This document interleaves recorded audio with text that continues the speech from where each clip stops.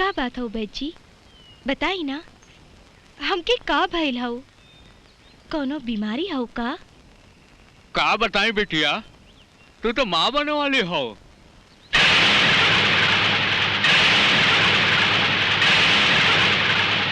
घोर कलयुग आ गइल बा। दीन दयाल के बेटिया माई बने वाली हो। बिना बियाह के कैसे माई बन गई?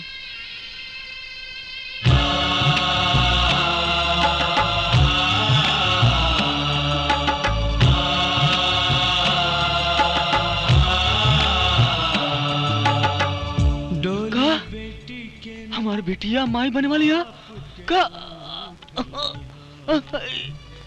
ये सब ना हो सारा छूट लिया। कौन पाप कैले रहल दीन दयाल? ऐसे घर में ऐसा बिटिया जन्म लेलस। का पता कितना आशिक एकर बाड़ेन। हाँ भाई, हमरे घर के बहू बेटन के ऊपर एकर गलत असर पड़ी। पता न के कर पाप एक कोख में पलत हवे। दीन दयाल के बिटिया के गांव से निकाल दा। ठीक कहत बा तू। हम तो जन्म दे समझत रहली, लेकिन ई त डाइन निकलन। अच्छा तबे दहेज के बहाना बना के अंदर कहाँ जात हो? कैलाश बाबू से मिले के हो। छोटे मालिक ना हुए तो ये सब गाड़ी के कर हो? बड़े मालिक के दोस्त आयल बाड़न, रात भर ऐजा रह के सुबह चल जाइए। बड़े मालिक का दोस्त? हाँ, 2-4 महीनों में आई हैं। उनके रह पे केहू आ जा ना सकत। तू यहाँ से जा। कोई आज जात हमारा साथ देख ली है और हमार शिकायत कर दी तो हमार नौकरी चल जाए। तू जात काहे नहीं? हमार मुंह का देखा था। जानो ससुरी।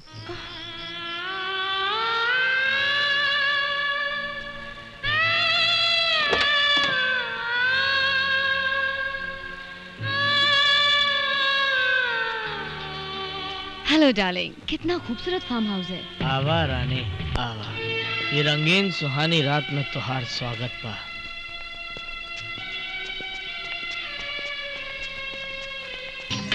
अरे गौरी, अरे बचवा गौरी, हम तोके 1 घंटा से खोजत हई।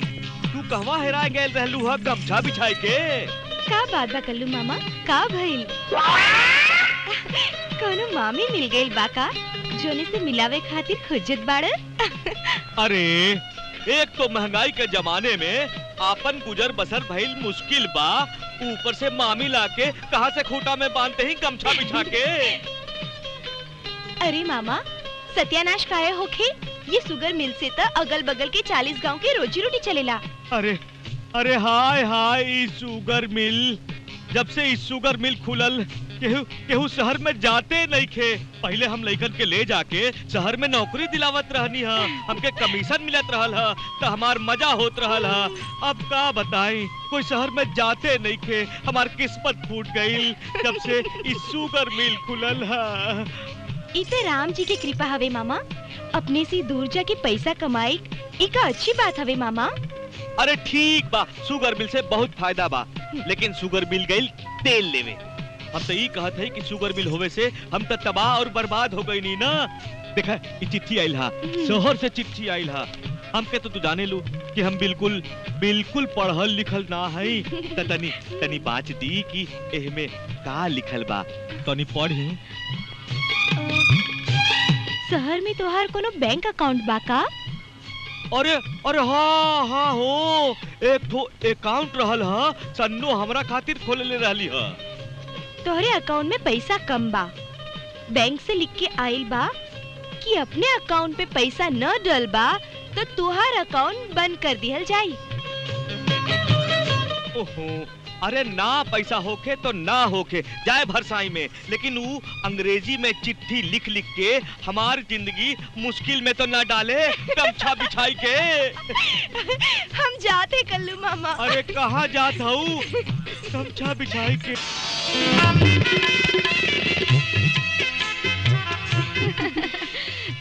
मास्टर जी। खुश रह बिटिया, खुश रह। बड़ा निक कैलू आ गेलो। गौरी न जाने कई बार तू लगन के पूछलस। का करी मास्टर जी, शहर में बहुत बरसात भइल बा, यही से लेट हो गई। कोई बात नहीं है बेटा, ब्याह के लगन 4 बजे के बजाय 9 बजे हो गई है। वो काहे? ई बदे कि बारातीन के बस 3-4 घंटा बाद पहुंची। चला चला।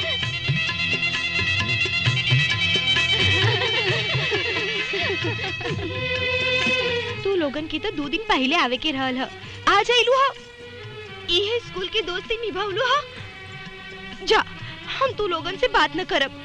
अरे यार, हम नौकरी करेला, हमके मालकिन की मर्जी पर चले के पड़ेला। छोड़ा ना गुस्सा, थूक दा। हाँ गौरी, काफी समय बा बारात आवे में। अच्छा रही, चला अंताक्षरी खेलल जाए, टाइम पास हो जाई। हाँ हाँ ठीक रही, चला चला चला।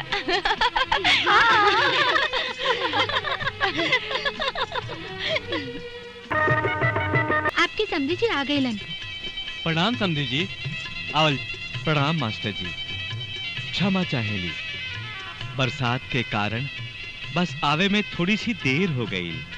ये तो भगवान का मर्जी है, पर बाराती तो कुशल मंगल बाड़ा ना। जी हाँ, जनवासा में सब लोग तैयार होत पड़न, तब तक सोचली कि आपसे मिल लें। जनवासे में?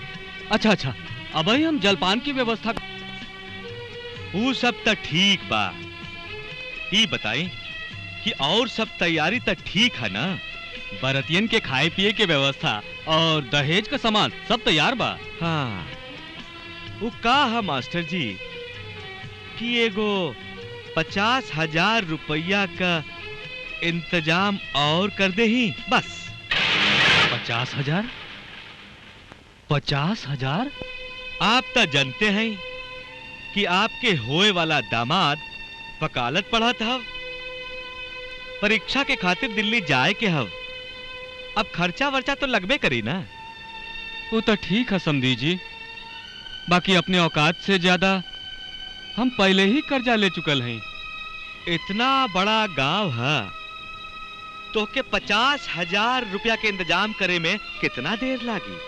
तो का आप चाहत हैं अपनी बिटिया के ब्याह के खातिर हम पूरी गांव भर से भीख मांगी? ऐसन समय में बिटिया के बाप सब कुछ करेला। 50,000 अभी दे सकेला तब बोला, नहीं तब बारात वापस जाई। ऐसा ऐसा मत कहीं समधी जी, ऐसा मत कहीं। गरीब के इज्जत अब आपके हाथ में है। हमारी इज्जत के ठोकर मत मारी। एक लाज रख ली समधी जी, हमार के लाज रख ली। पकड़ी नहीं, हमके पैसा चाहिए। ई सच हो कि जब लड़की पैदा होली तो धरती माँ थोड़ी धस चाली। आज पहली बार हमका लड़की होवे के पछतावा होता। हमरे आंखी के सामने हमार बाबूजी के इतना अपमान हम न सह पाई। हम न सह पाई बाबूजी। चुप रहा बेटी, ऐसे मत कहा। में अपमान के कौन बात है? शादी से पहले जौन सौदा तय होला उहे तो करत है। जे के आप सौदा का नाम देत बानी ओही के दहेज कहल जाला। शायद ई बात आपके ना मालूम है। अरे जब लड़की पैदा होले तब माई बाबूजी के दिल पर पत्थर रखा जाला। वो दोनों आपन पेट काट काट के एक एक चीज, एक एक रुपया पैसा जुटावत बूढ़ा हो जाला। और फिर बिहार में वो सब सामान देवेलन। जब बेटी ससुराल जाले ओकर अर्थी उठे से लेकर ओकर अंतिम संस्कार तक जोन रुपया खर्चा होला ओही के दहेज कहल जाला। मास्टर, तुम्हारी बिटिया तो बहुत बदतमीज बिया। और बात बढ़वले में कोनो फायदा नहीं के। आप ब्याह कराई, कल बैंक खुल जाई तो आपके पैसा मिल जाए। तब ब्याहो काले होई। चलो भैया लोग। काल ना, आज ही हमार फैसला सुन ला। तोहरे जैसे कायर और लोभी के घरे की बहू हम कबो न बनब। अरे तू का ब्याह से इनकार करबा, हम खुद इनकार करत है ब्याह से। चुप हो जा बेटी, ये क्या कहत है? नहीं बाबूजी, बोले दे ही आज हमके ये सब लोग इस समाज के दिमाग बाड़न। यही सब लोग समाज के भीतर से खोखला करत बाड़न। यही सब लोग समाज के दुश्मन हुए दुश्मन। तो के इतना ही पैसा का जरूरत बा तो जा ले जा अपने बेटवा के, अब ले जाके बाजार में खड़ा कर दा। कुछ न कुछ तो चाहिए। बदतमीज लड़की। बहुत सुन ली, अब ज्यादा बोलना तो दहेज मांगे के जुर्म में सब बरतियन के साथ तोहरा के जेल के अंदर बंद करवा दे। अब राउर भाई यही में है कि यहाँ से इज्जत से चल जा। जा चला।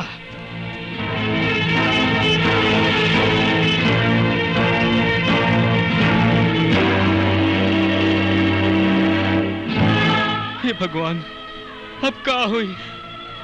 बाबूजी तो चिंता जिन कर, जौन भगवान हमरे सिर पर मांग बनवले हुए, वो भगवान वो मांग के भरे वाला भी जरूर बनवले हुई है। मास्टर जी, तू बड़ा खुशनसीब बाड़ा जेकरा गौरी जैसन बिटिया हो। हम तो यही चाहत हई कि गौरी जैसन बिटिया सबके मिले।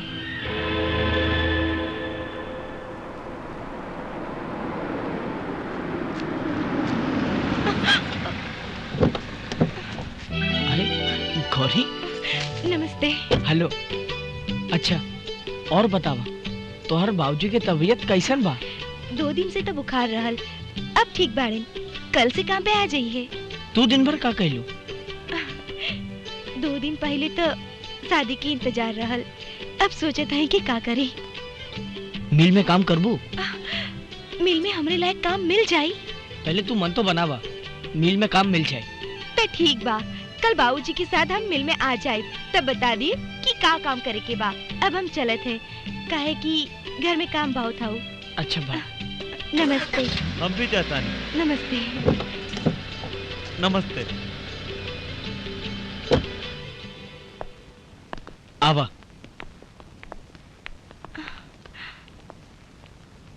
गौरी, हाँ? ई केबिन में आज से तू बैठ।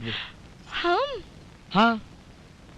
और मिल में का होत बा का नहीं, एक रिपोर्ट सांझी के बाबूजी न तो हमके देबू। लेकिन छोटे मालिक, ये काम तो मैनेजर साहब करलन, ये तो उनका काम हवा ना। हाँ, गौरी जूनियर मैनेजर के काम करी है और इनकर तनख्वाह 2000 रुपए रही। 2000? हाँ, मैनेजर के बाहर आए जाए के पड़ेला, तब मिल में का होत बा का नहीं, एक रिपोर्ट गौरी दी। दीनदयाल तू चिंता जिन करा, 1 महीना में तो हम गौरी के ट्रेन कर दे। मैनेजर साहब, हम तो सोचत रहली कि गौरी के ब्याह करी के ओके डोली में बैठा के विदा कर दी, सिर के बोझ हल्का हो जाई। भगवान सब ठीक कर देंगे। दीनदयाल भगवान पर भरोसा रखा।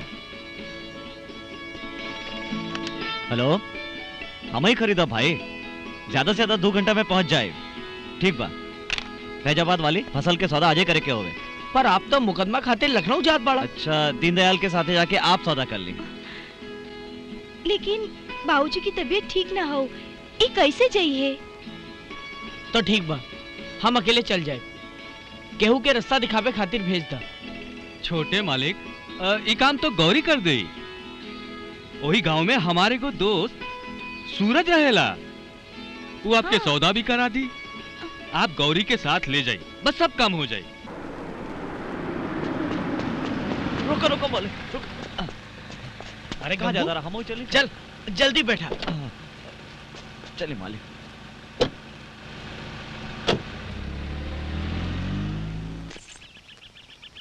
बाबूजी, ई फसल के दाम 40,000 है, पर ई बाबूजी कहूँ और से हमका 42,000 दिलावत पड़न।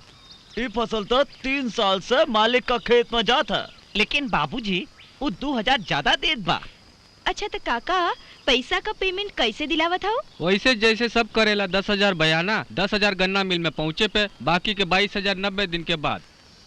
काका पैसा एक ही बार में मिल जाए तो कैसन रही? समय बच जाए और पैसा इकट्ठा मिल जाए, तब बेटिया ये गन्ना आप ही के मिल में जाए और हम ये खेत 40,000 में आपके देते हैं। तो ठीक है, अब से ये गन्ना मास्टर जी के मिल में जाई, और माल मिले पर पैसा मिल जाए, ठीक है?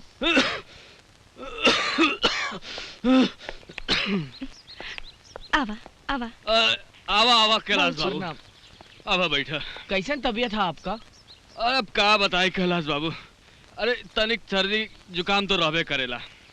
और बतावा गन्ना का भाव तय भइल? मास्टर जी, आपके बिटिया तो बड़ी समझदार बा। अरे 42,000 के गन्ना 40,000 में खरीद लेलस। ये गणित हमरो समझ में ना आई। बहुत अच्छा काम कैली आपकी बेटी, बहुत अच्छा। अगर ये बात के पता बाबूजी के चली तो हमार पीठ होगी है और हमरा के शाबाशी दी है कि हम गौरी के काम पे लगव लिया। बस बस कैलाश बाबू, हमका चने की पेड़ पे मत चढ़ावा, नहीं तो हम पेड़ से गिर जाए। सच कहता है, मैनेजर की कुर्सी पे तू बैठ बू।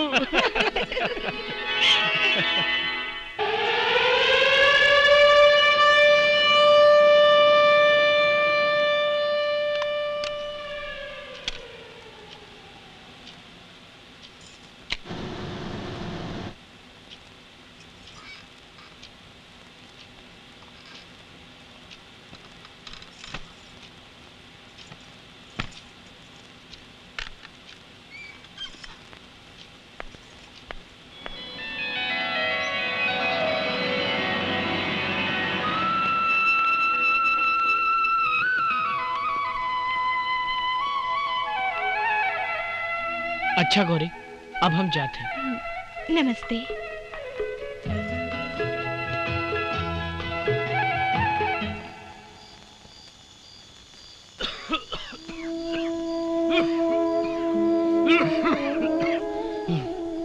बाबूजी, अब तोहर तबीयत कैसन है?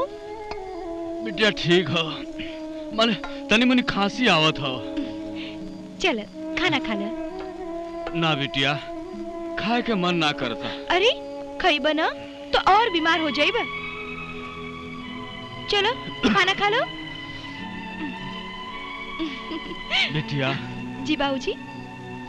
जब तू छोट रहलू तो हम तोहार बाबूजी रहली, अब हम बूढ़ हो गई हाँ तो तू हमार महतारी हो गईलू।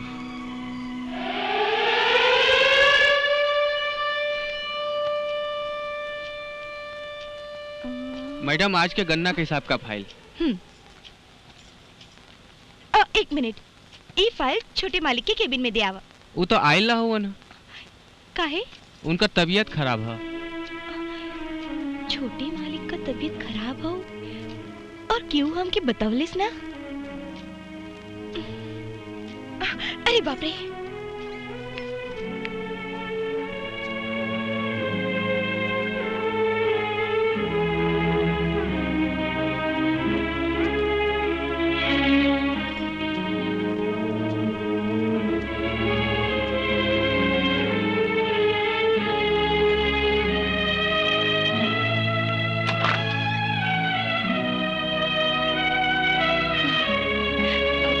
कैलाश बाबू, के हो? हम हई गौरी। का भइल आपके? बुखार भइल बा, बहुत ठंडी लगत बा।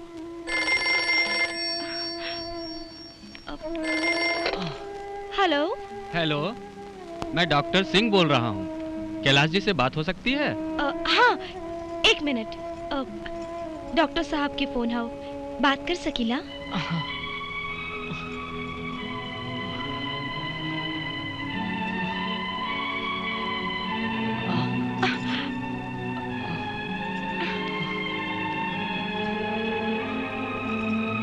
हेलो। हाँ हाँ डॉक्टर साहब, रात से बुखार है, बहुत ठंडी लागत बा। हमके तो लागत है कि निमोनिया हो गई। आप आ जाता तो बहुत अच्छा हो। मैं इनको दवा दे देता हूँ, घबराने की कोई बात नहीं है, कल तक अच्छे हो जाओगे। जी ठीक है, नमस्ते।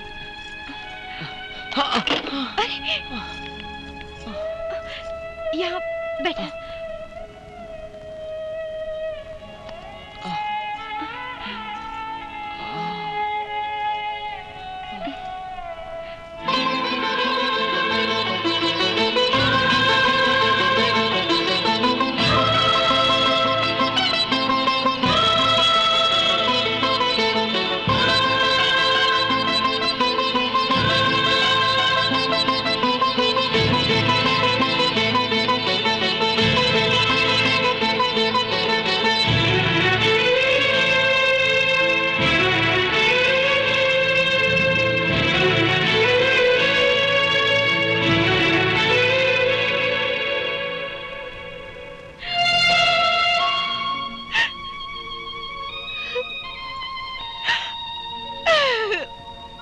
गौरी, हमके माफ कर दा। गौरी, जवन कुछ हम लोगन के बीच में हो गई उनमें केहू के दोष न बा। ये गलती का एक ही सजा है कि हम अपन जान दे दे। ना गौरी ना, उसे बढ़कर एक सजा और हुई। गौरी, तू कहत रहलू ना कि भगवान लड़के बनावले अवन त ओकरा खातिर एक लड़का भी बनावले। हाँ, वो लड़का हम हैं। गौरी, हम तोहरा से ब्याह करब। लेकिन कैलाश बाबू, समाज मन का मिलन न देखी। बाबूजी के लंदन से आवेदा, शान से तोहरा घरे बारात आई और पूरे समाज के सामने हम तोहरा मांग में सेनूर भरब और तोहे आपन दुल्हन बनाई के डोली में बिठाई के अपने घरे ले जाए। हाँ।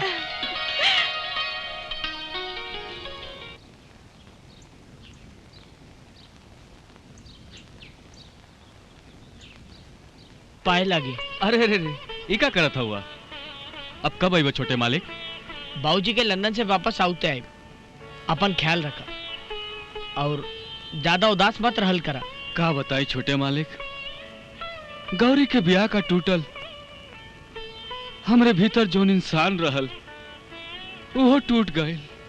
भगवान पे भरोसा रखी, सब ठीक हो जाए और गौरी के शादी का रास्ता जल्दी ही निकल आए। अच्छा, हम चलत बानी। अच्छा बाबूजी, हम इनके छोड़ के आवत हैं। ठीक बा बेटी, जा।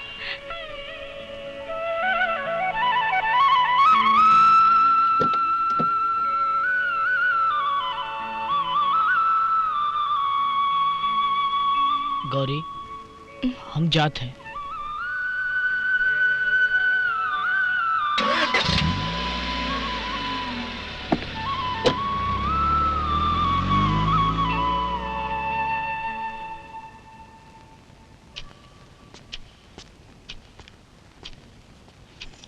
बिटिया, अरे उठा, चला 5 बज गए।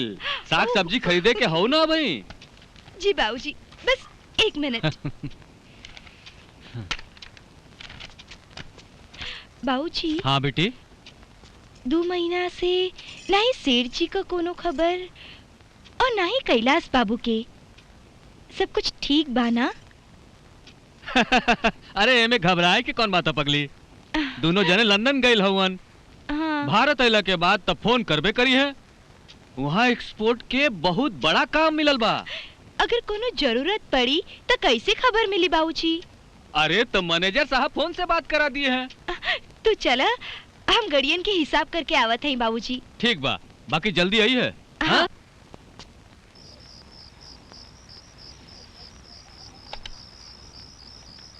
कहाँ मिली?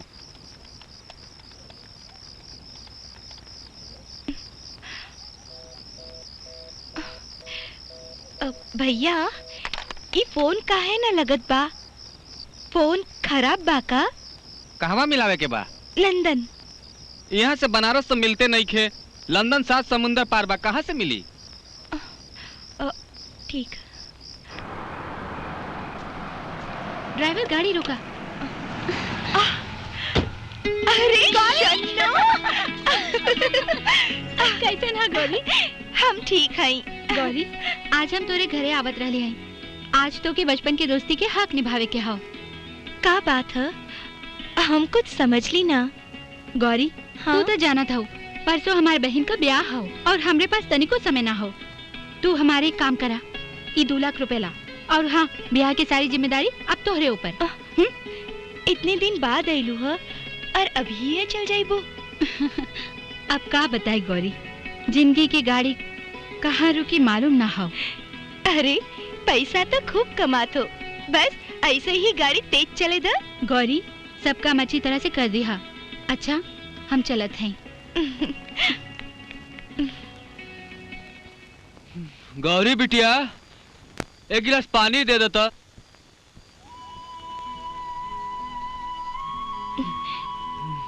बाबूजी, अब कैसन तबीयत हो? बड़ी कमजोरी लागत है बिटिया।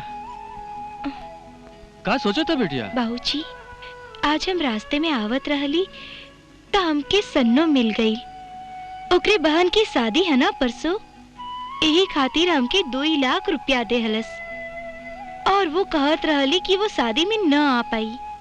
शादी का सारा देखभाल हमनी के करे के पड़ी। ठीक बा बिटिया, परसों ऑफिस हम ना जाए, दोनों जने मिलके ब्याह के तैयारी कइल जाए। गौरी, बिटिया गौरी, का भाई? अरे तनी कोई पानी लावा हो।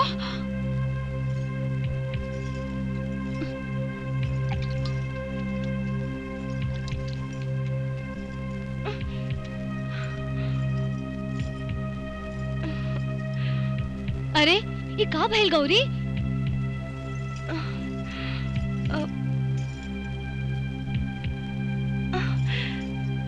हम ठीक बानी, बस 2-4 दिन से चक्कर आवत हूँ। चलो भाई जी के दिखा दहीन। ना, हम कल जाके वैची के दिखा ले। हम चलत हैं।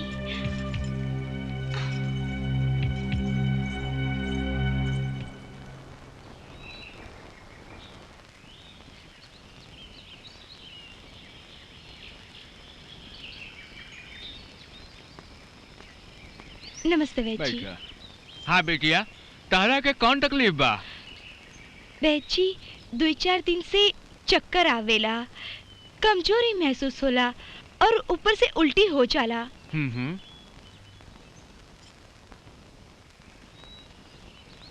का बात हो वैची, बताई ना, हमके का भइल हो? कोनो बीमारी हो का? का बताई बेटिया, तू तो माँ बने वाली हो।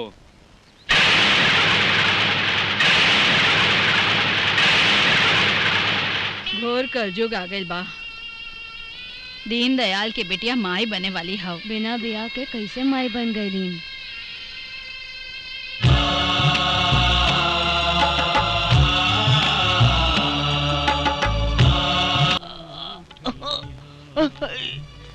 ये सब ना हो सक।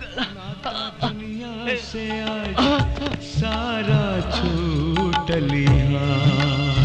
कौन पाप कैले रहले दीनदयाल? ऐसे घर में ऐसे बिटिया जन्म लेलस। का पता कितना आशिक एकर बाड़ेन। हाँ भाई, हमरे घर के बहू बेटेन के ऊपर एकर गलत असर पड़ी। पता न के कर पाप एक कोख में पलत हवे। दीन दयाल के बिटिया के गांव से निकाल दा। ठीक कहत बाटू। हम तो जन्म देलत रहली, लेकिन ई तो डाइन निकलन। अच्छा, तबे दहेज के बहाना बना के बारात भागा देलस। पंचायत नहीं है कि तो पत्थर मार मार के जान से मार देवे के चाहिए।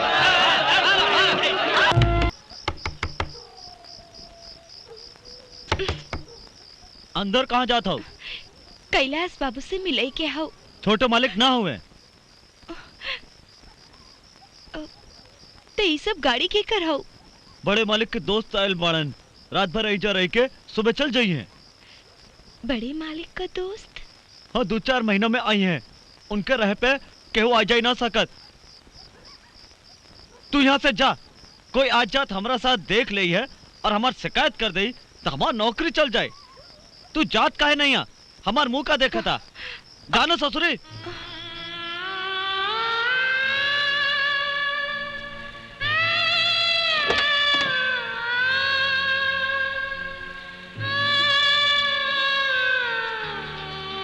हेलो डार्लिंग, कितना खूबसूरत फार्म हाउस है। आवा रानी आवा, ये रंगीन सुहानी रात में तुहार स्वागत बा।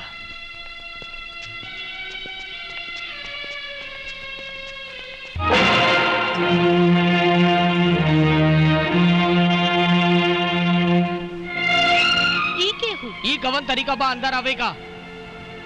तो गंगू झूठ बोलस कि आप यहाँ ना हो। हम मना कैले रहली। अब समझ ली कि तोहर का मतलब हो। हम तो एक गेट से भगा देले रहले। अब तू जा, काल सवेरे आई है। अब समझ ली कि तोहर का काम है।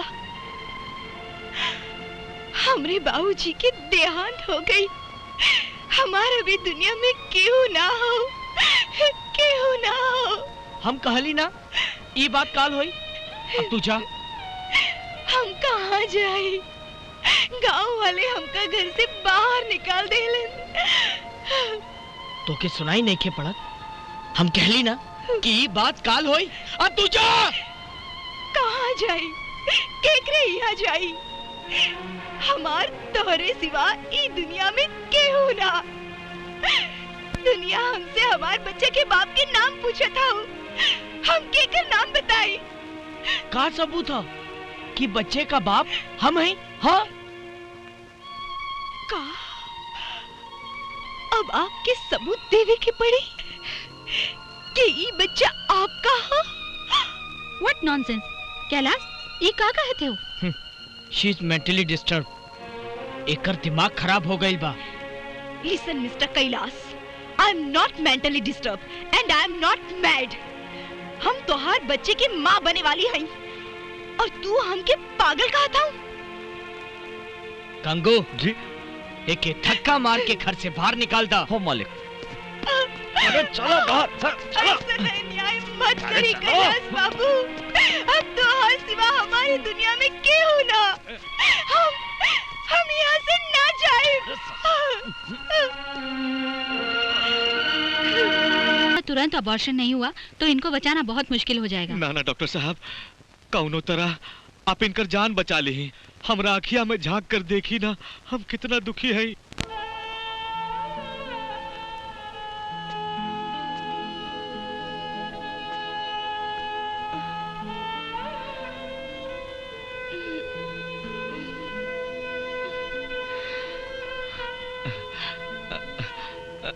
गौरी बेटिया, कैसा हाल चाल है? अरे ना ना ना, उठे की कोशिश मत करा, उठे की कोशिश मत करा।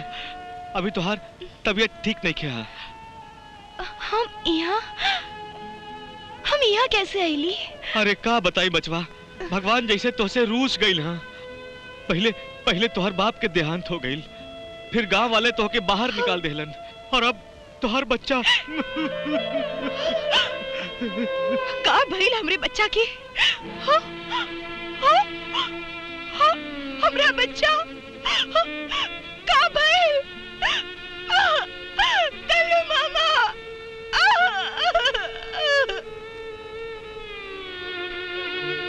एक्सीडेंट में तोहके चोट लगल और डॉक्टर साहब कहलन कि तोहर बच्चा गिरावे के पड़ी, न तो तोहर जान के खतरा बा।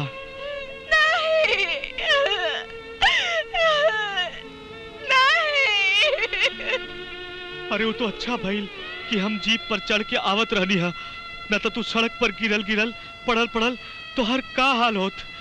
वो डॉक्टर साहब कहत रहलन कि तू 2-3 दिन में तू बिल्कुल ठीक हो जाइबू, और जब तू ठीक हो जाइबू ना तो हम तोहके एक ऐसन देवता जैसन आदमी से मिलाइब कि तोहर सारा दुख फटाफट दूर हो जाई।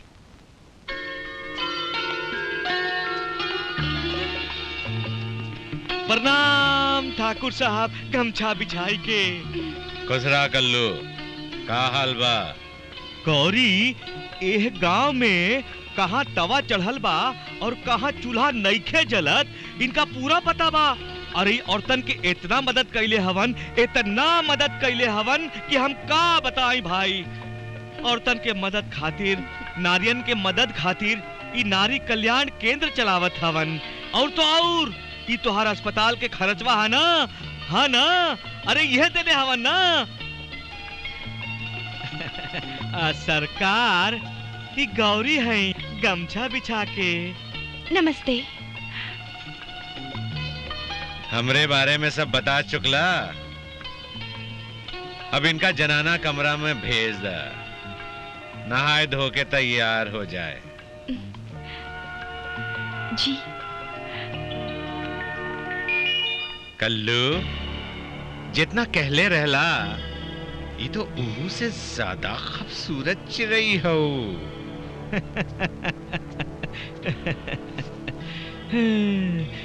अरे सरकार, ये हीरा बा हीरा, एकदम बेसहारा, ना आगे कोई है ना पीछे कोई है। अरे हुजूर, एक बार स्वाद ले ली ना तो जिंदगी भर ना भूलब। दिल तो इनका चखे बिना ही दीवाना हो गई। आज तू हमके खुश कर देला। इला तोहार इनाम ले, 50,000 रुपया। अरे सरकार, हम कबहू आपसे सौदा कैले हैं? अरे जौन कुछ आप देले हैं हम ओके प्रसाद समझ के निकल गए हैं। सरकार आप तो हमार अन्नदाता हैं, हम आपके जुत्ता के सहारे जियत हैं, फिर हम तक कौन फिकर बा गमछा बिछाई के। आज का रात यादगार रात रही।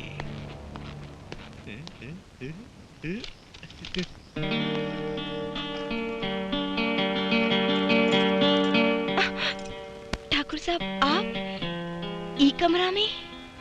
हम सोचत बानी ये भाग्य लिखे वाले भगवान का एक भोली भाली सीधी सादी सुशील लड़की पर इतना कहर, ये भगवान का तो अन्याय हो, अन्याय। और ठाकुर साहब सही माना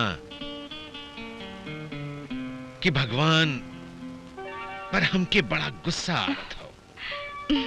हाँ ठाकुर साहब, एमे तकदीर से अधिक दोष हमार हो, भगवान का दोष न हो।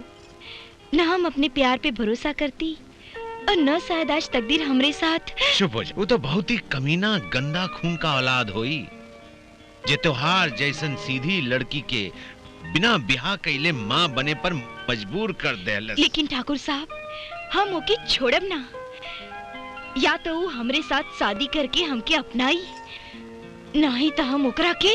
जायदा अब अधिक सोचे का जरूरत ना बा। हम बानी ना, हम तो रह के दुनिया के हर सुख देव, मोटर गाड़ी घर द्वार और।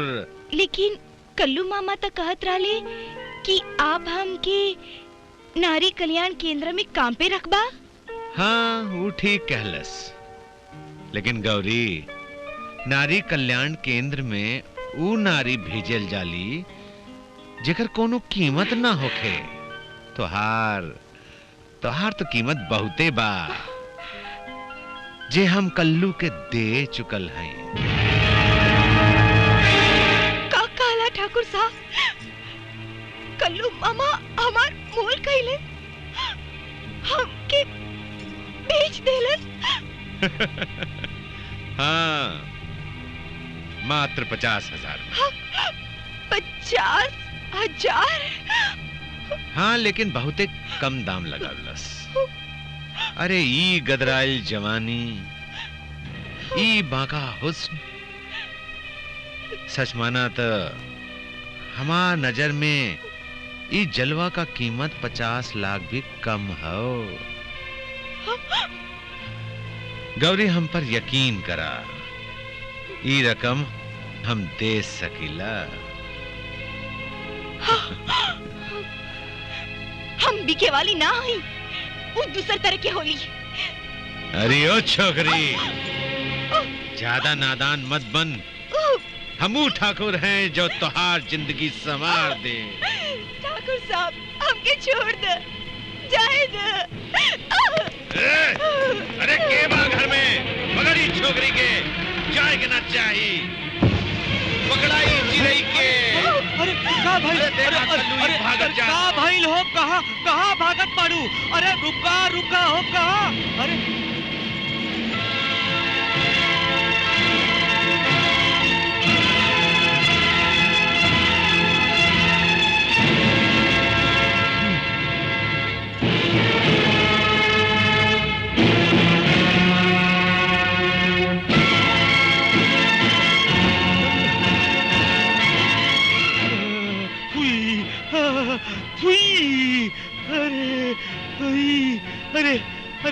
अरे कहाँ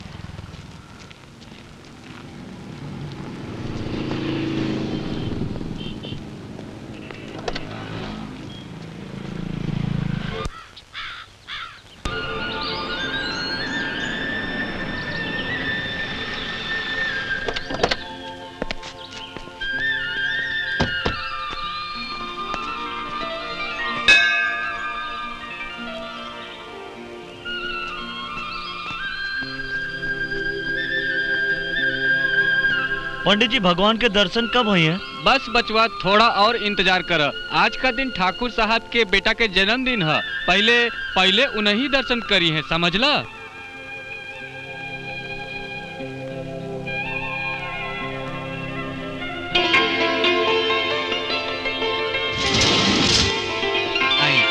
आई ठाकुर साहब। सर्व मंगल मंगले शिवे सर्वार्थ साधिके शरणे त्र्यंबके गौरी नारायणी देवी भगवती ईशानबालादि कृष्ण मोहाया महामाया प्रकृति दुर्गे स्मिताक्षिति मशेष जंतो सस्ते प्रामतीमती विदामृदाचि नमस्तस्यै नमस्तस्यै नमस्तस्यै नमो नमः। बाप बेटा हमेशा सुखी रह। हे प्रभु, बड़े सरकार और छोटे बाबू के ऊपर आपन कृपा दृष्टि। अगर ठाकुर साहब जैसन श्रद्धालु ना रही हैं तो पृथ्वी पर धर्म की रक्षा ना हो सकेला। प्रणाम पंडित जी। ठाकुर साहब के छोटे मालिक के, ठाकुर साहब के छोटे मालिक के, ठाकुर साहब के छोटे मालिक के, ठाकुर साहब के। अब आप लोग दर्शन कर सकेंगे। अरे अरे, ये लड़की के देखा, कहाँ के लेके?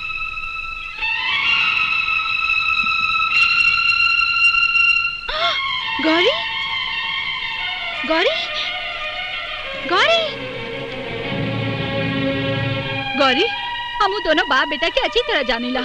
दोनों अधर्मी हवन, पापी हवन।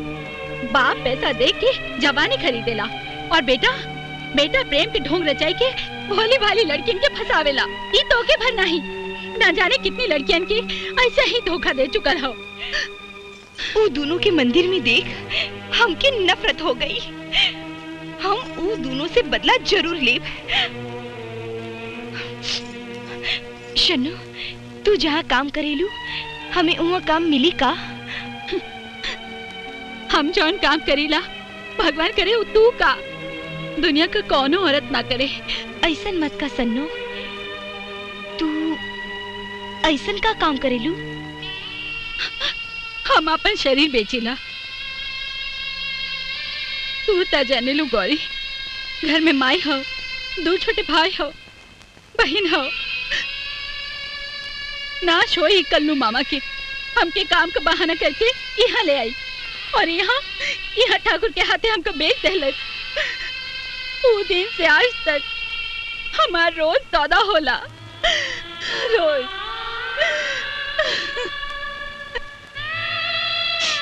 लेकिन हाँ, अब इतना पैसा कमाई ले ली कि केहू के बिके की जरूरत ना पड़ी।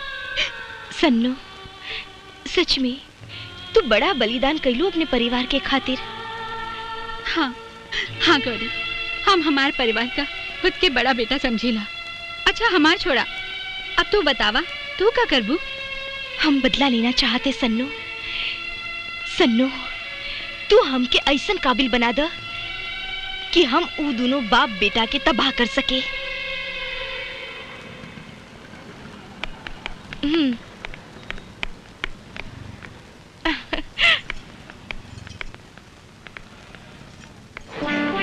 ये दुकान लखनऊ शहर के शान बा, यहाँ तो सब सामान मिल जाये। पर सन्नू, हाँ, यहाँ तो सब बहुत महंगा लागत बा। अरे नहीं, अब तो है दिखावत है। अरे गौरी, ये देख, ये ड्रेस तो तोरे ऊपर खूब जमी। अरे इतना छोट? अरे तो का भाई, तू भी ना चल। अरे चल चल। सन्नू, हाँ, ये बोलत काहे नहीं खे? गौरी तू भी ना, ये पुतला है पुतला। अब चला, यहाँ से सामान लेके हम तो है ऐसा बना दे कि ठाकुर भी बर आ जाये। चला।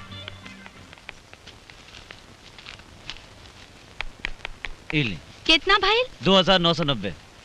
गौरी जरा पकड़ तो।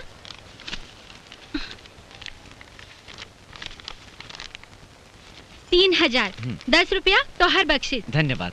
चल। जज साहब, ठाकुर साहब का मन है कि नारी कल्याण केंद्र का अध्यक्ष पद आपो संभालें। ये हमारी इच्छा नहीं, हमारा आपसे विनती हो। आपसे ज्यादा मजबूर, बेबस और गरीब औरतन के दुख दर्द और क्या समझ सकी। भाई ये तो बहुत पुण्य के काम है, लेकिन हम सिर्फ रविवार के समय दे सकीला। हाँ हाँ ठीक हो, बीच में कोनो बात होए तो है ना वकील साहब, उपाध्यक्ष सब संभाल लिए। लेकिन हुजूर, जो फैसला होए आपे के मर्जी से होए।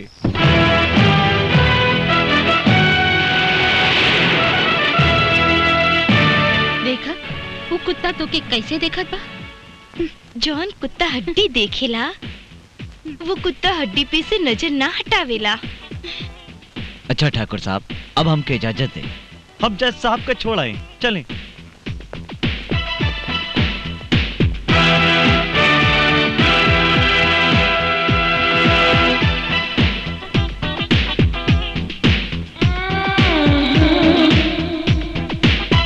हेलो शन्नो।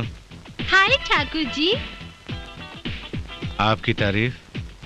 ई ज्योति हो, बम्बई से आयल बा, और ई हमार ठाकुर साहब, इस शहर के जाना माना रईस।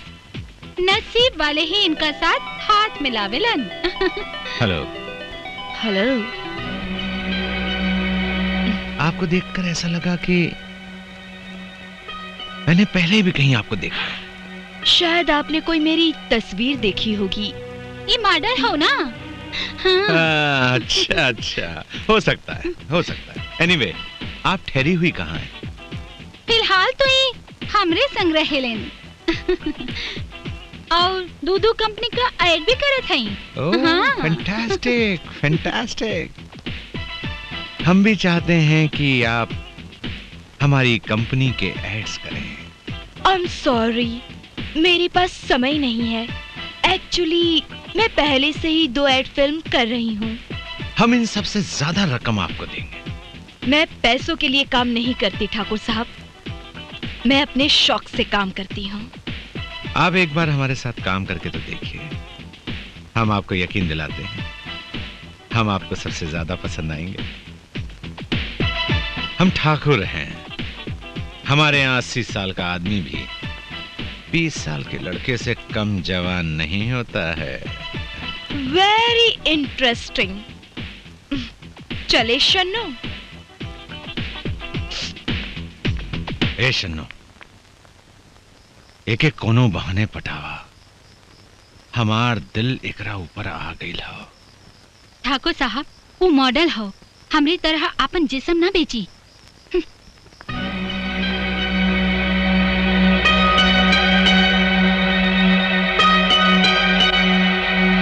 गौरी, ओह सॉरी ज्योति, हमका लगा था कि ई ठाकुर हाथ हो के तोहार पीछे लगल बाड़न। हाँ शन्नू, जब लोहा गरम हो तभी हथौड़ा मारे के चाहिए। हम देखा था ही। तू बैठा, हम देखा था ही।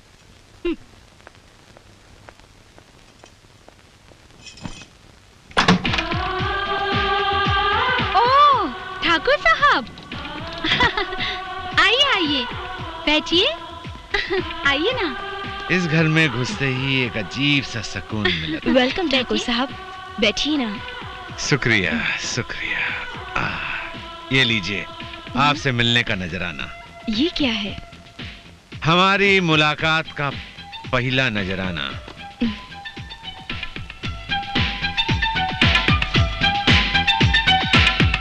बात करने की कीमत जितना चाहो भर लो। लगता है आपसे बात करनी ही पड़ेगी। शन्नू, हाँ? तू जरा कमरे में जा। हमें ठाकुर साहब से कुछ बात करनी है। जरूर।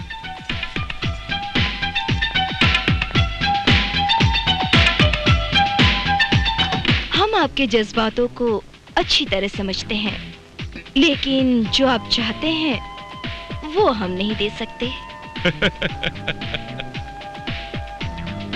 हम यहाँ के ठाकुर हैं, ठाकुर। जिस चीज को चाहत हैं अपना कर ही छोड़ते हैं।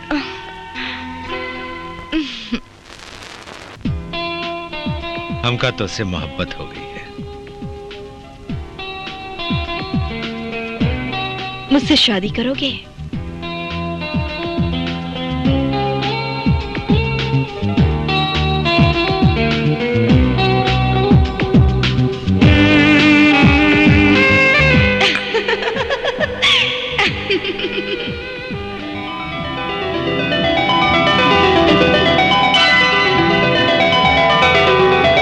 मुझसे शादी करोगे? शादी करोगे? मुझसे शादी करोगे? शादी करोगे? मुझसे शादी करोगे? शादी करोगे?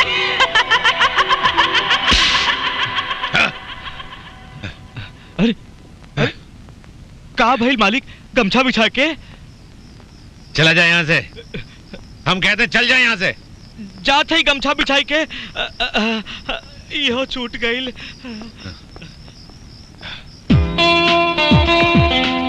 आज मैं तुम्हें जिंदगी की एक सच्चाई बताता हूँ। मैं तुमसे शादी करूंगा। ठीक है, लेकिन मेरी एक शर्त है। आपको सबके सामने ऐलान करना होगा कि आप मुझसे शादी करना चाहते हैं। शर्त मंजूर है? ठीक है, हमें शर्त मंजूर है। कल एक शानदार पार्टी होगी जिसमें शहर के नामी गरामी लोग मौजूद होंगे और उस पार्टी की देखभाल मेरा इकलौता बेटा कैलाश करेगा। Cheers। अरे कैलाश, एक बात बताओ, तुम्हार पिताजी ई उम्र में शादी करे के सोचत हवन? अरे ये तो हम ठाकुर लोगन के शान हो। आज से थोड़ी हमरे दादा परदादा 10-10 औरत रखत रहलन। लेकिन हमरे समझ में ये बात ना आवत हो कि बाबूजी केकरा के अपने गले के घंटी बनावत हो।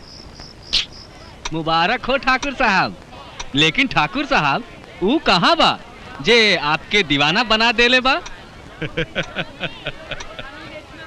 वो जब आई ना वकील साहब, तो ये महफिल में रौनक आ जाए।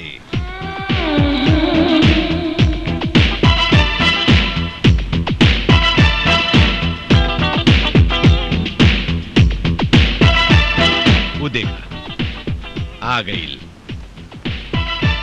वाह, का पसंद है ठाकुर साहब, का पसंद है।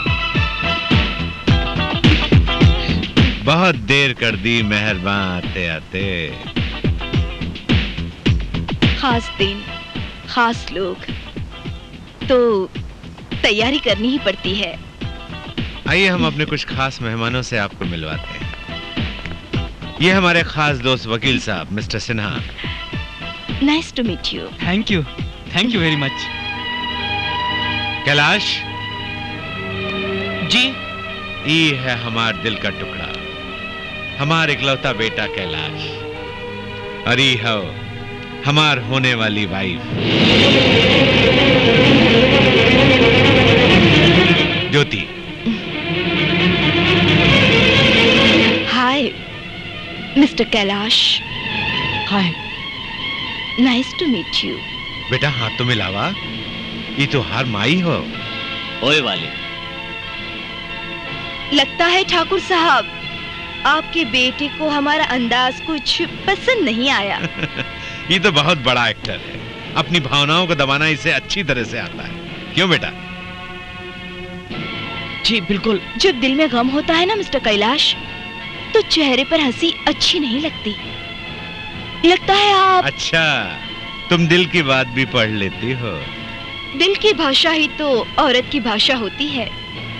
दिल से अगर किसी के लिए दुआ निकले तो जिंदगी स्वर्ग होती है, और अगर बद्दुआ तो जिंदगी नर्क से भी बदतर हो जाती है। वाह वाह, क्या शायराना अंदाज है। इसमें थोड़ा सा सुर और संगीत भी मिल जाए तो सारी महफिल में रौनक आ जाएगी। आधा बर्ज है।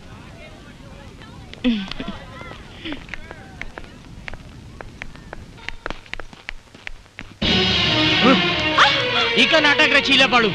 एक जिम्मेदार तू हो। हम कहत बाड़ी अपने पिताजी से कह के हमरे साथ ब्याह कर ला। अभी ही समय हो, जाकर अपने पिताजी से सब कुछ कह दा। ये कबू ना हो सकेला। तो ठीक हो, हम तोहर ऊ हाल करब जौन तू हमार कैले रहला। हम तोहके कहीं के ना छोड़ब। बेइज्जत लड़की, तू अपन औकात दिखा देलू। बच्चत हम नहीं, तू हो। तू अपन जात दिखा देला। अब हमार बात ध्यान से सुन ला।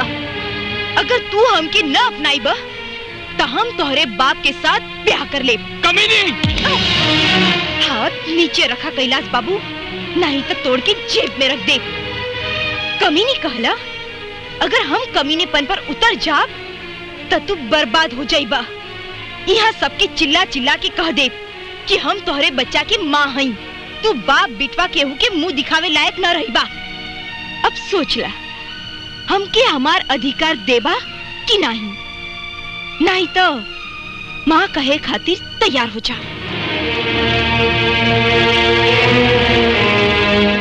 हाँ हाँ ठीक है, तू चेक भेज दे, हम साइन कर दे। आज हमार तबीयत ठीक नहीं बा, आज हम ऑफिस ना आए।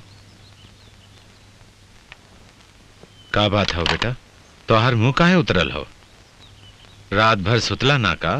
बाबूजी, हमरा के आपसे कुछ बात करे का है। हाँ हाँ कहा। बाबूजी, आप ही शादी मत करा। बेटा तू चिंता काहे करत बाड़ा? वैसे हमार जितनी जायदाद हो वो सब तोरे नाम पर कर दे ले हई, और वो सिन्हा साहब के लड़की से तोहार शादी के बाद उन्हों की सब जायदाद तोरे हुई। वो बात ना हो बाबूजी, ज्योति अच्छी लड़की नहीं के। तू ओके जाने ला? नहीं, वो लोग कहत रहलन कि वो सब ऐसे ही कहत रहला। बाबूजी समझे की कोशिश करा। हम सब समझीला, यही के खातिर तोहे जवान होते हम अलग बंगला दे देली, प्रॉपर्टी तोरे नाम कर देली, ताकि तू आपन जिंदगी जिया और हम आपन। कल हम दिल्ली जात हई, लौटे के बाद हम ज्योति के साथ ब्याह करा, और तोके वो ब्याह में जरूर शामिल होए के पड़ी।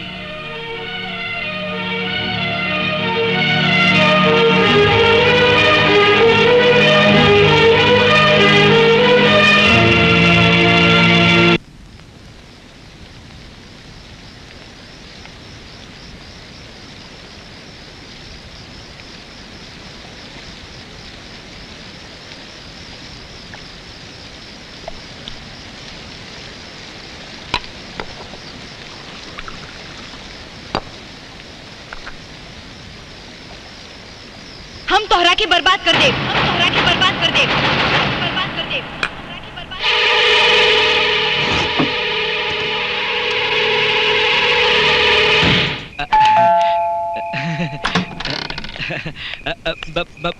पूछे के रहने की तू कुशल मंगल बाड़ू नू? तो इसे का मतलब? बस ऐसे से गुजरत रहनी है तो सोचनी जरा तोहार खोज खबर ले ली, गमछा बिछाए के। शन्नो, ई कमीना के अंदर मत बुलावा। कमीना? सुन लेला ना, अब जा यहाँ से। अच्छा कहलू ओके भगा देलू।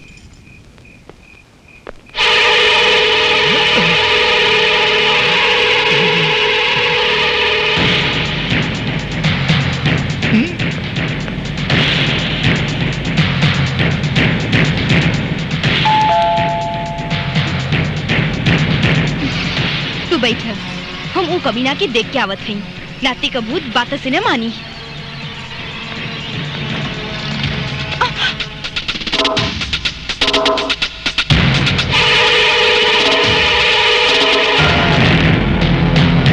कहा ज्योति देवी, मार माई ना रखेल बनबू। चला थोर ही नाटक अपना चले। का ज्योति देवी ना, तू तो गौरी देवी हो।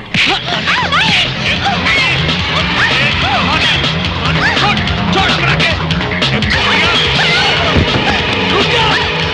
रुक जा।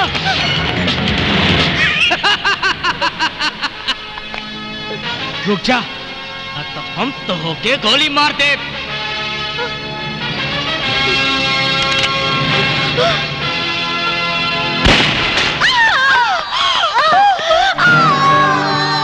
गौरी, हमारे काम खत्म हो गए। गौरी, गौरी मगर वो पापियन की सजा जरूर दिया।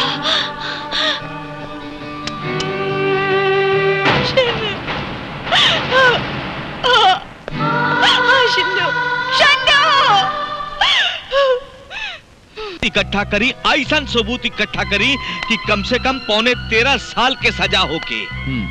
कैलाश बाबू चिंता मत करें, हम ही ना। आई हुजूर आई, सरकार आई आई पधारी, आई आज रउआ अपन टेंशन दूर करी, रउआ अपन टेंशन दूर करके इसके दुनिया में घुस जाई। अरे चुटकी बाई आई, त्रिकधा त्रिकधा त्रिकधा गमछा बिछाई के। ठाकुर साहब, सारा रिपोर्ट हम खुद देख ले बाड़ी। इतना ठोस सबूत बा कि ज्योति के बचब मुश्किल बा। लेकिन वकील साहब, जमानत पर तो छुड़ावल जा सकेला। प्रोविजनली यानी हफ्ता 10 दिन खातिर। लेकिन ठाकुर साहब ओहू खातिर ऊपर से नीचे तक रिश्वत देवे के पड़ी। 1 लाख 2 लाख 10 लाख कितना लागी बोला, हम दे।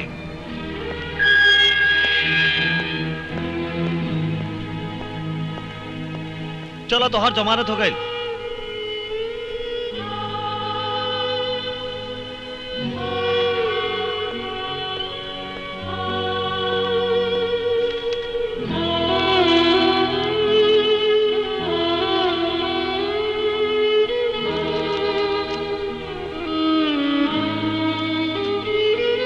ठाकुर साहब, पूछताछ के लिए ज्योति हमेशा हाजिर रहेगी, इस बात का ख्याल रखिएगा।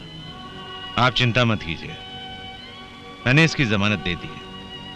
मैं ज्योति का जमानतदार, और जब तक कोर्ट इस मुकदमे का फैसला नहीं सुना देती, ज्योति मेरे साथ मेरे घर में रहेगी। Thank you.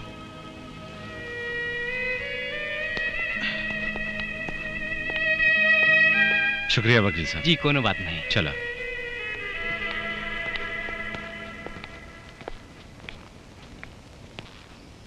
आओ, बहुत थक गई होगी, जा नहा धोकर तैयार हो जा। जी।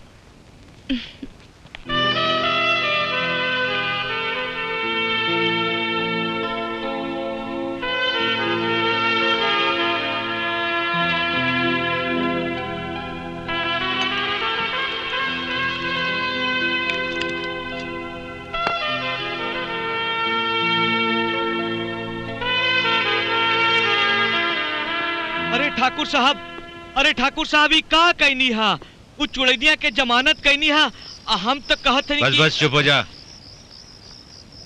ये ले, आज हमारी जिंदगी का बहुत खुशी का दिन है, तू भी मजा करा। ओहो, अरे ठाकुर साहब, आप जेके बचावे चाहत हई ऊ त अब का बताएं ठाकुर साहब। अरे तू तो निरा पागल है कल्लू, पागल। अरे उसे तो हम अपना दिल का प्यास बुझाए कल्लू, प्यास। जेकर खिलाफ तू गवाही देवा ना, उहे यहाँ तो का नरक में भी जगह ना पाई। आज तो कयामत का रात हो, कयामत का। ओकर गदराइल जवानी। हम दिखावत है अपन गदराइल जवानी।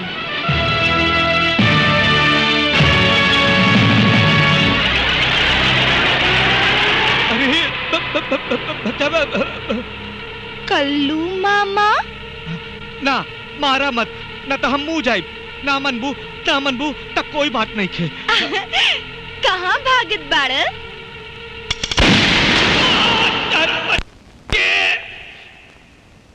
ज्योति, ये सब क्या है? ज्योति नहीं, गौरी। उहे गौरी जी का कमी ना तो के 50,000 में बेच देलस। आज तोहार अंत हो ठाकुर। और हाँ, मरे से पहले एक बात और बतावत है, हमार तोहार रिश्ता कोई पति पत्नी का नहीं बल्कि ससुर और पतोह के हो। ये सब का बकत बाड़ू?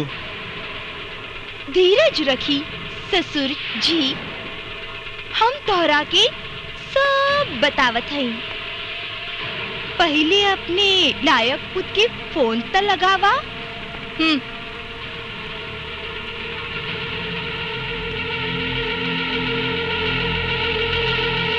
बैठा। फोन लगावा।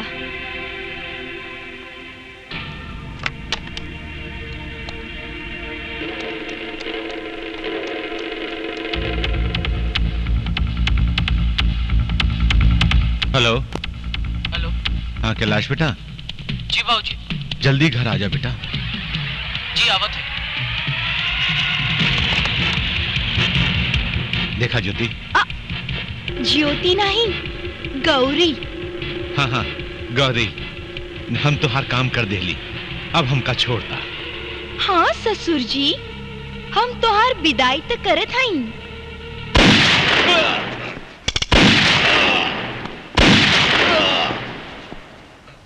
अरे गौरी क्या करते लो?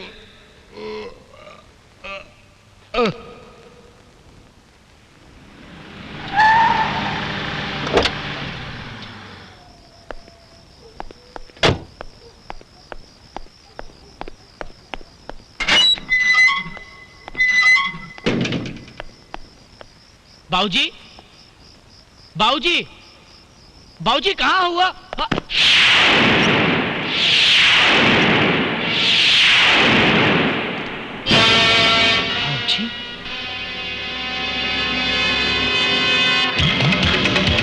तू?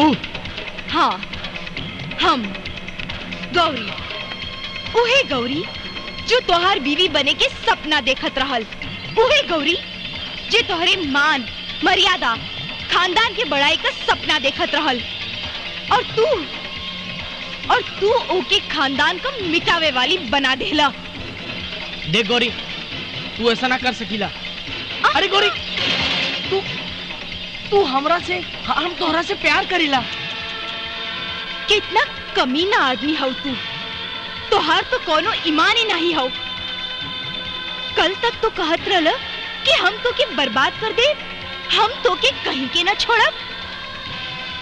गोली मारे शन्नू के घर तक पहुंच गईला, और आज तो हमसे कहत हुआ कि तू हमसे प्यार करेला। हमका माफ करता गौरी। देखा, एकर बदले तू हमके जवन सजा देबू, वो हमके मंजूर हो। सजा तो हम तो के गिन गिन के देब, बाबूजी का मौत के खातिर,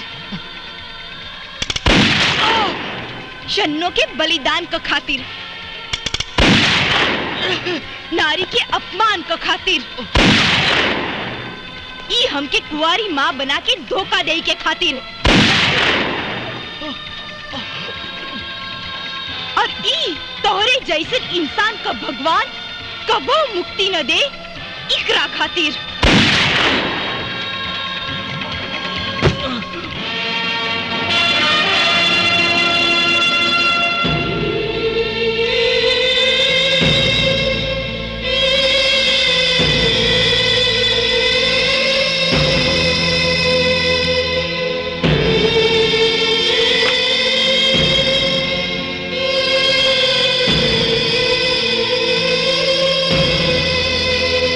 हेलो। हेलो इंस्पेक्टर साहब। हाँ जी। हम गौरी बोलत बानी, हम ठाकुर शमशेर सिंह के घर से बोलत हई। हम सन्नो का खून तो न कैली, पर हम ठाकुर शमशेर सिंह के घर पे 3 खून जरूर कैली हई। आप यहाँ आके हमके गिरफ्तार कर ली ही।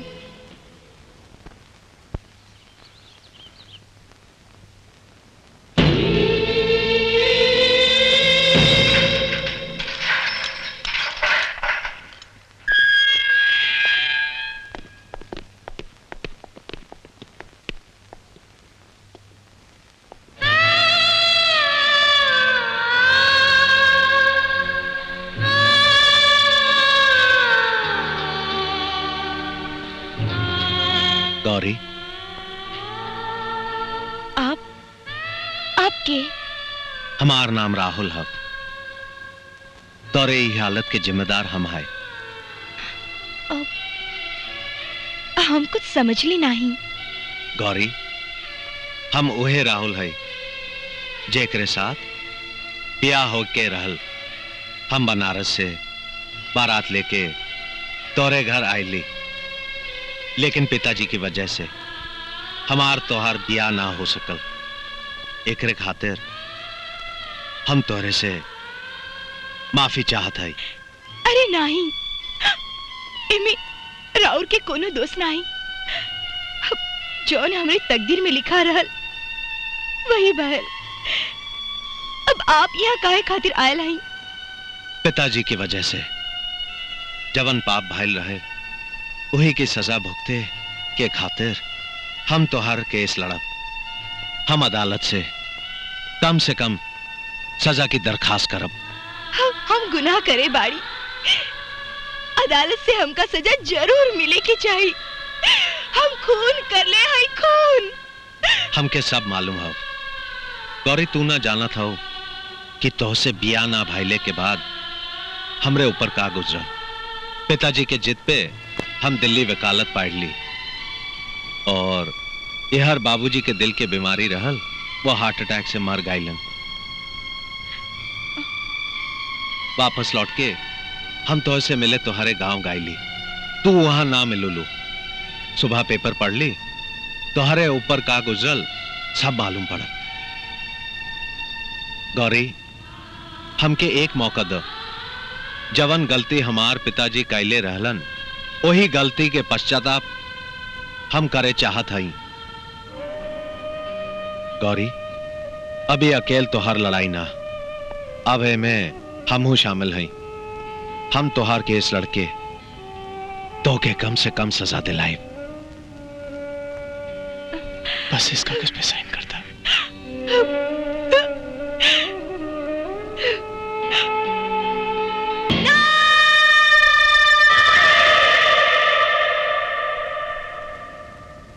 फांसी फांसी फांसी जज साहब। चन्नो के खून के अलावा जो 3 खून और इसने किए हैं, कानून के इतिहास में फांसी के अलावा और कोई सजा नहीं है जो इस खून की प्यासी कातला को दी जा सके। सजा है ये ऑनर, फांसी से भी ज्यादा सख्त। एक और सजा है जो फांसी पर लटक कर भी एक बार मरने के बजाय इंसान बार बार तड़प तड़प कर जीता रहे, तड़प तड़प कर मरता रहे। जिस तरह ये बेचारी बार बार जीती रही, बार बार मरती रही। कैलाश ठाकुर और कल्लू, जिनके खून का इल्जाम गौरी ने कबूल किया है, वो तीनों कातिल थे। उन्होंने 3 खून किए थे। Order order. उन खूनों को साबित करने के लिए मैं 3 गवाहों को पेश करने की इजाजत चाहता हूं। इजाजत है। Thank you your honour. मेरा पहला गवाह है कैलाश का नौकर गंगू।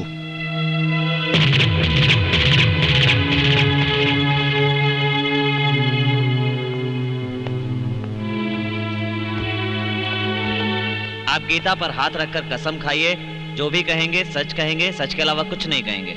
हम गीता पे हाथ रख कर कसम खाते हैं, हम जो कुछ भी कहे सच कहे, सच के अलावा कुछ नहीं बोलो।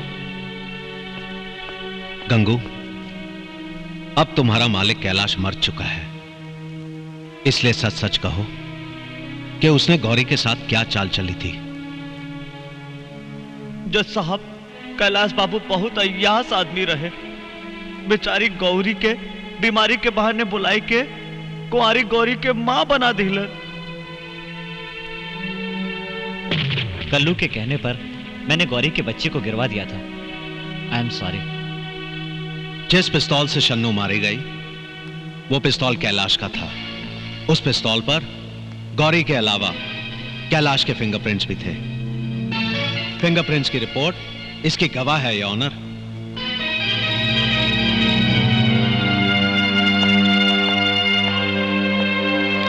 योर ऑनर, शन्नू का असली कातिल कैलाश था। योर ऑनर, मेरे तीसरे और आखिरी गवाह हैं एडवोकेट सिन्हा।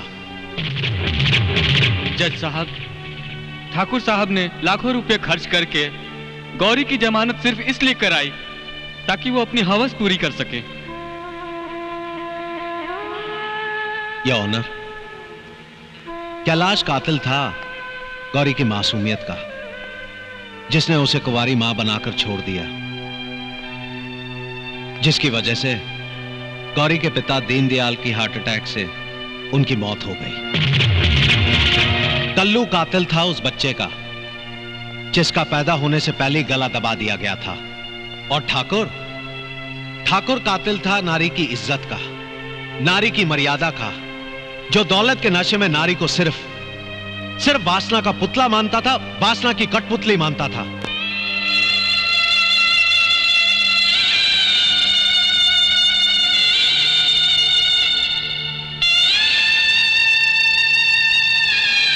कानून उन लाशों को देख सकता है जिनके शरीर में गौरी ने गोलियां मारी हैं।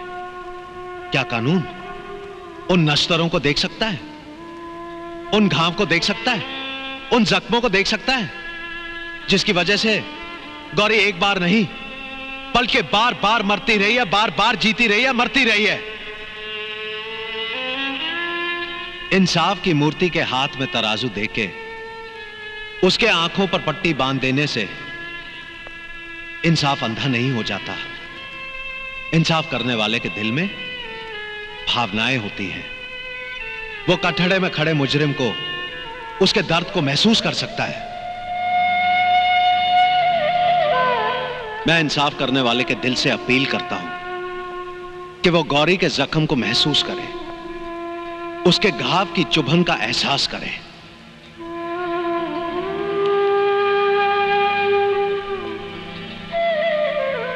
गौरी का जुर्म दिखाई देता है, इसलिए उसे सजा दी जाएगी, लेकिन उन दरिंदों का जुर्म इसलिए दिखाई नहीं देता क्योंकि ताकत और दौलत के चादर में चालाकी से उन्होंने अपना जुर्म छुपा लिया है। योर ऑनर, गौरी ने कत्ल नहीं किया बल्कि एग्जीक्यूट किया है। सजा दिया उन मुजरिमों को, सजाए मौत।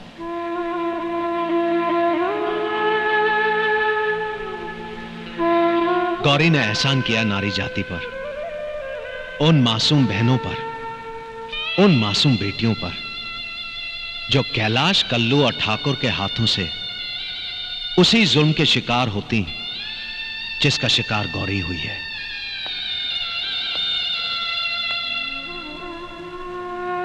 या ऑनर, कानून गौरी को जो भी सजा दे, लेकिन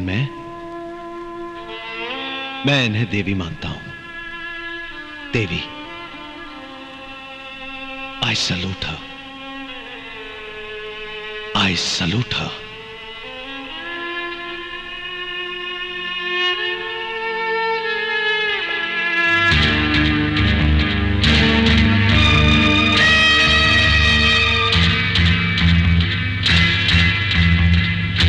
गौरी का जुर्म संगीन है, पर इसके साथ जो हुआ है वो वाकई जुर्म से ज्यादा संगीन है। यह अदालत गौरी को 3 साल कैद की सजा सुनाती है और सरकार से गुजारिश करती है कि वो गौरी से रहम से पेश आए। ये कानून में और मजबूती लानी चाहिए ताकि आज की नारी आजादी से और इज्जत से जी सके। That's all. Thank you.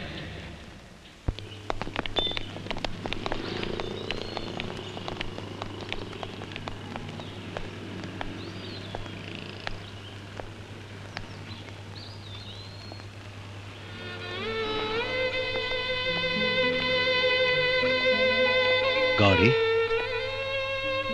हम पर एक एहसान कर पू। गौरी, अपने मांग में हमरे नाम का सिंदूर भरेदा।